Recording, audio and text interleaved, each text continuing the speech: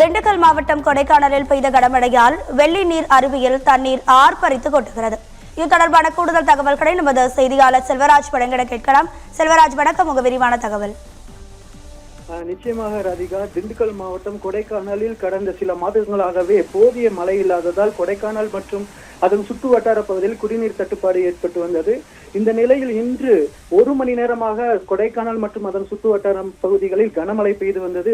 இந்த நிலையில் கொடைக்கானல் சுற்றுலா பயணிகளை வரவேற்கும் விதமாக முகப்பு பகுதியில் அமைந்துள்ள வெள்ளி நீர்வீழ்ச்சியில் நீர் ஆர்ப்பரித்து கொட்டி வருகிறது. குறிப்பாக வெள்ளி நீர்வீழ்ச்சி நாம் கூற வேண்டும் என்றால் தண்ணீரானது வெள்ளை நிறத்தில் சுற்றுலா பயணிகளை இன்முகத்துடன் வரவேற்கும் விதமாக குட்டக்கூடிய இந்த வெள்ளி நீர்வீழ்ச்சி இன்று கனமழையின் காரணமாக ஆர்ப்பரித்து கொட்டுகிறது. கலங்கிய நீருமாக குப்பையுமாகவும் கழிவு நீர் கலந்து தன்னுடைய தன்மையை மாற்றிக்கொண்டு கொட்டி வருவது குறிப்பிடத்தக்கது.